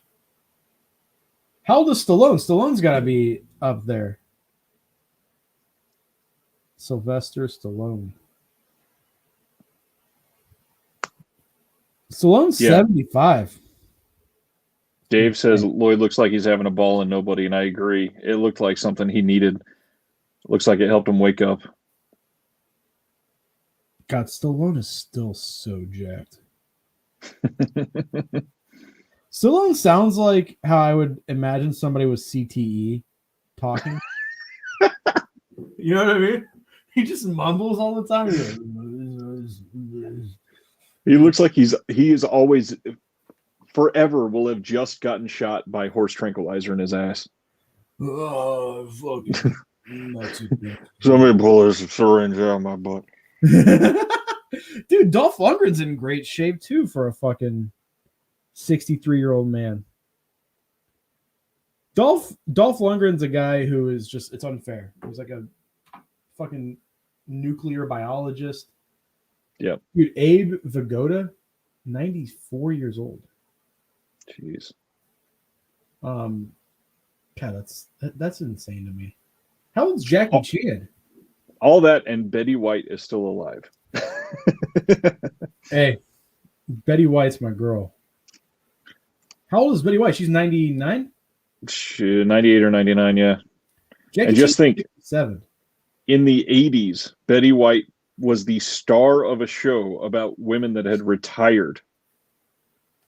Oh, yeah, Golden Girls. I can't believe that Jackie Chan's only 67. I feel like he would be 100 at this point. His body is probably that of a 100-year-old. Betty White is 99, and if she makes it till January 17th of next year, she'll be 100. Sammo Hung is 69. Holy shit. Sammo Hung got really handsome as he's gotten older. Kirk Douglas did live a long time there, Ice. He was super old when he passed. How old was he? I think he was late 90s as well. Jet Li's only 58. Oh, was he 103? Holy he was shit. Kirk Douglas was 103 when he died, yeah. Was it Kirk the one that got cancer from eating pussy? Or is it Michael? No, that was it was Michael. Attaboy, Michael. What a way, man. How'd you get cancer? Eating pussy. I feel like a lot of Asian stars just live to be like for sure old as fuck. Like it's insane to me. I think Chang Che was 90 when he died. Jeez. Run Shaw was, I think, 100. No, Chang Che was only 79. How old was Run?